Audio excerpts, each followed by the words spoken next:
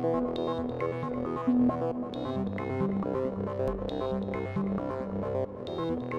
afternoon, everyone. My name is Hyunjun Park. I'm the co-founder and CEO of Catalog. And thank you so much for joining us on Demo Day. I'm thrilled to share with you the story of my company. Catalog is building infinite data archives in DNA. Now, why do we need infinite data archives? The thing is, with all of the data that we're generating, with our phones, internet searches, scientific research, that every single moment of everyone's lives is a new hard drive in a data server somewhere. Because of this, by 2020, we're going to have to store 100 zettabytes of information. That's a mind-boggling number, 10 times the number of bytes as there are stars in the observable universe. Now that's a problem because of the way we do things now. Data centers for cloud servers are expensive and unscalable. If you want to store things for longer for archival storage, the state of the art in 2017 is caves. But despite this, the market for archival storage as well as disaster recovery is growing at an extremely fast rate, projected to grow to over $7.5 billion by 2020, over $11 billion for disaster recovery by 2021. And that's why we turn to DNA. It's the medium that's been perfected over 4 billion years of evolution to store nature's most precious information. DNA can store 1 million times more information per given volume than flash. It will retain that information for thousands of years. You can read back data that was stored in a dead horse for 700,000 years if it was stored in DNA. Finally, DNA is extremely cheap and easy to copy. That means you can go from 1 to 1 billion molecules, all identical, within a matter of hours. So you can have as many redundancies as you want in your data. But despite these advantages, DNA hasn't become a storage medium yet. Why is that? It's the cost. To synthesize enough DNA to store 1,000 terabytes of information, it would cost $240 trillion.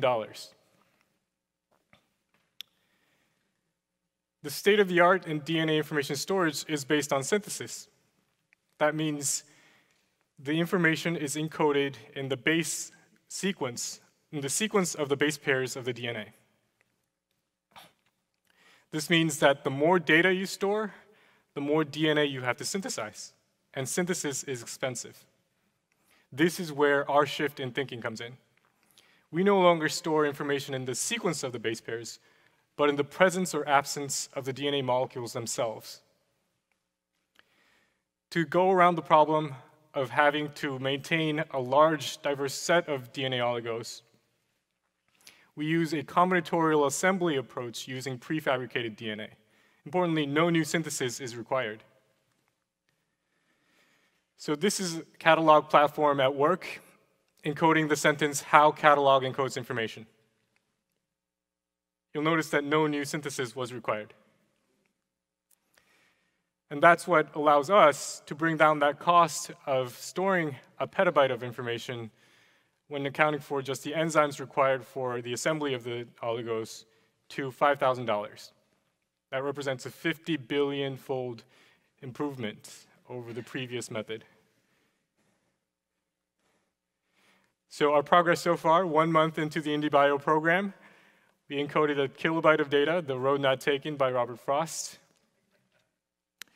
For Demo Day for you guys today, we did 1,000 times that and encoded the entire novel, The Hitchhiker's Guide to the Galaxy. Thank you.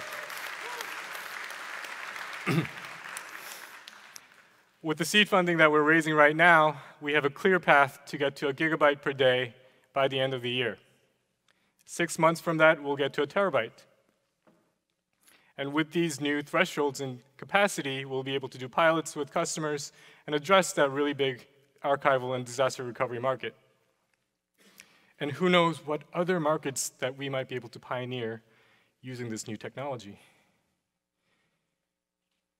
The business will look like this. We're looking at financial, medical, pharmaceutical, technological, and scientific sectors. They'll send us the data online or by sending us hard drives.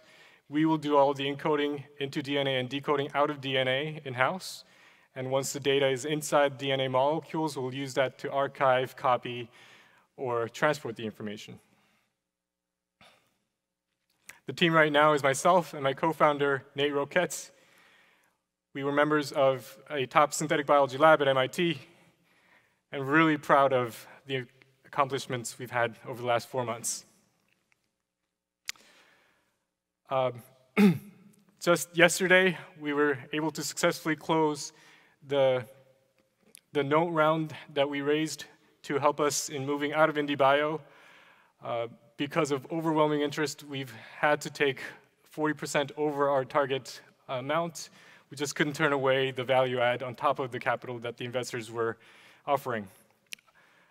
Thanks largely to introductions made by IndieBio, as well as our early investor, 50 Years Ventures, we now have full commitment for the entire amount that we're raising for the seed round. Thank you.